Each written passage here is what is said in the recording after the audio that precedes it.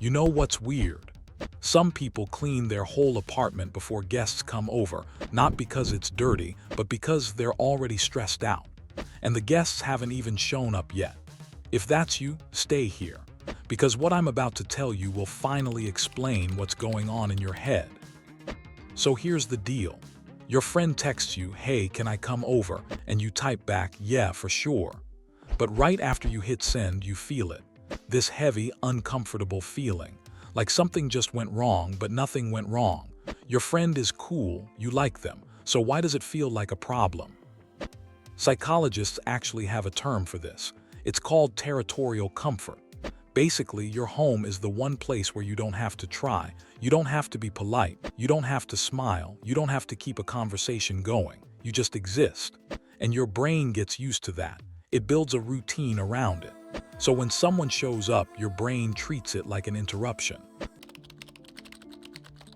Not a dangerous one, just an unwanted one. And here's another thing. A lot of people don't realize they're performing all day. At work, at school, at the store, you're constantly adjusting how you talk, how you act, what you say. That takes energy, real energy. And home is where you stop doing all of that. But the second a guest walks in, you're back on, you're hosting. You're thinking about what to say, what to offer when they're gonna leave. And you can't just relax anymore. Now here's the part that really gets people. The nicest people, the ones who are always checking on you, always making sure you're okay, they're usually the ones who need alone time the most. They're not faking being nice. They just spend so much energy caring about others that they run out fast, and they need their space to get it back. Psychologists say these people usually have strong emotional boundaries. That doesn't mean they're cold. It means they know what drains them and they protect themselves from it. That's actually a really healthy thing. Oh, and one more thing. For some people, this whole guest anxiety goes back to childhood. Maybe when guests came over, the house got tense.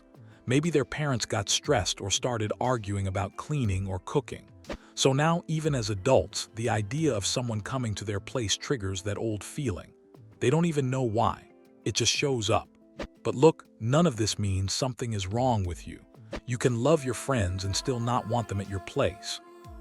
You can be a good person and still need your door closed. That's not selfish. That's self-awareness. So if you're someone who'd rather meet up at a coffee shop than invite people over, now you know why.